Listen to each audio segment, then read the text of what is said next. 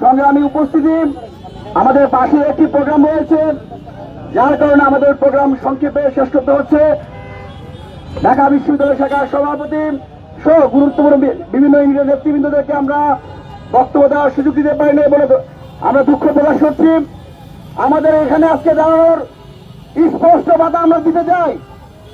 বর্তমান সরকার 2000 শহীদের রক্তের উপর দাঁড়িয়ে গঠিত একটি সরকার, কিন্তু আমরা দেখতে পাচ্ছি সরকারে বসে গিয়ে মন্ত্রিসভা গঠন করে তারা জুলাই সনদকে বিদ্যাঙ্গুলি দেখাতে চায়।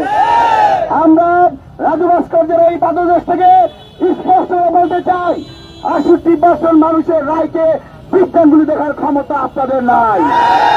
আমরা দেখতে পাচ্ছি এই অভ্যুত্থানের মধ্য দিয়ে একজন নির্বাচিত নেতা 70 বছর পর বাংলাদেশে এসে জনগণের পক্ষ থেকে ভোটের মধ্য দিয়ে প্রধানমন্ত্রী হয়েছে। একইভাবে শেখ হাসিনার পরে যারা রাজাকার হিসেবে সাব্যস্ত হয়ে ফাঁসিস্টের কাছে ঝুলার কথা ছিল, তারাও মুক্তি পেয়ে সংসদে এসেছে। জুলাই সনদ গণভোটের রায় বাস্তবায়নের পক্ষে কোন প্রকার গরিমসী ছাত্র জনতা মেনে নিবে না।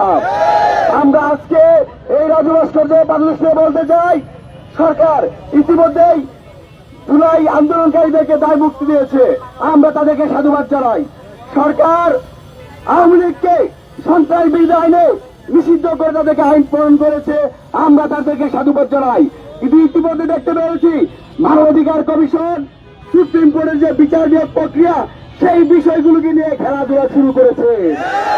আপনারা তো 2025 সালের 19শে নভেম্বর সংসদের দক্ষিণ প্লাজায় 25টি রাজনৈতিক দল বিএনপি, জামাত, গণঅধিকার থেকে শুরু করে যে ঐতিহাসিক দলে দলিলে স্বাক্ষর করেছেন, নিজেদের সুবিধা অনুযায়ী সেই দলকে আপনারা বিদ্যাঙ্গুলি দেখাতে পারেন না। আমরা সরকারের প্রতি আহ্বান জানাই, বিরোধীদের প্রতি আহ্বান জানাই, অনতি বিলম্বে সংসদে জুলাই সনদ আইন বাস্তবায়ন করতে হবে। আমরা আজকে এখানে যেহেতু একটা নির্বাচিত সরকার, আমরা দাবি জানাচ্ছি, কিন্তু যদি সরকার এইভাবে আমাদেরকে বিদ্যাঙ্গুলি দেখাতে চায়, শহীদদের আকাঙ্ক্ষাকে বাস্তবায়ন করতে না চায়, তাহলে ছাত্র অধিকার পরিষদ শুধু বিক্ষোভ সমাবেশ নয়, এর পরবর্তীতে কঠোর কর্মসূচি ঘোষণা করতে বাধ্য হবে। এই সময় আমরা লং মার্চ টু ঢাকা দিয়েছি, যমুনা ব্লকের অনেকবার হয়েছে। এবার কিন্তু যদি সরকার আমাদের জুলাই সনদ বাস্তবায়ন না করে, তাহলে কিন্তু আমরা সংসদ ভবন ঘেরাও করতে আমরা দ্বিধাবোধ করব না।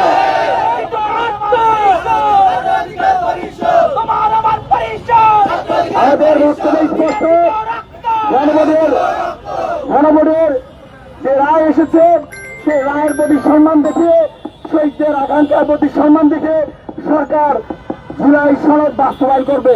পাশাপাশি আরেকটি কথা না বললেই নয়, আমরা এমন একটা বাংলাদেশ চেয়েছি যেখানে দৈত্য দেওয়া হবে না, পারিবারিক তন্ত্র কায়েম করবে না। কিন্তু বাংলাদেশের একটি ঐতিহাসিক বিষয়, আমাদের আবেগের জায়গা সেই ক্রিকেট বোর্ডকে তারা পারিবারিক ক্রিকেট বোর্ডে রূপান্তরিত করেছে। শেখ হাসিনা যেমন ক্রিকেট বোর্ডকে ধ্বংস করেছে, অন্তর্বর্তীকালীন সরকার সাবেক উপদেষ্টা আসিফ মাহমুদ তার নিজস্ব দলীয় লোককে প্রত্যেকটা জেলা কমিটি দিয়েছে, তারই ধারাবাহিকতায় বিএনপি ও তার নেতাদেরকে সেই বিসিবিতে দায়িত্ব দেওয়া হয়েছে। আমরা বিসিবিকে স্বায়ত্তশাসিত প্রতিষ্ঠান হিসেবে সরকারের এই নগ্ন হস্তকে নিন্দা জানাই। একই সাথে আজকের এই সমাবেশ থেকে ছাত্র অধিকার পরিষদ স্পষ্টভাবে বার্তা দিচ্ছে, অনতি বিলম্বে সুপ্রিম কোর্টের আলাদা যে সচিবালয় করার প্রস্তাবনা দেওয়া হয়েছে, সেই প্রস্তাবনা আবার মেনে নিতে হবে। মানবাধিকার কমিশনের যে অধ্যাদেশ বাতিল করার প্রস্তাবনা পাশ হয়েছে, সেটাই সংসদে আবার পুনরুত্থাপন করতে হবে। সংবিধান সংস্কার অবশ্যই অবশ্যই অবশ্যই করতে হবে। ধন্যবাদ জানাই সাংবাদিক বন্ধুদেরকে। আমাদের পাশেই আমাদের এই সহযোগিতা বন্ধুরা গণভোট এবং জুলাই রায়কে বাস্তবায়ন করার জন্য আমরা অনুসরণ করছে। সেই অনুসারে আমরা ছাত্র অধিকার পরিষদের পক্ষ থেকে সমিতি প্রকাশ করছি, যতদিন না পর্যন্ত জুলাই গণভোট বাস্তবায়ন হবে, ততদিন পর্যন্ত ছাত্র অধিকার পরিষদ রাজপথে থাকবে। ধন্যবাদ সবাইকে।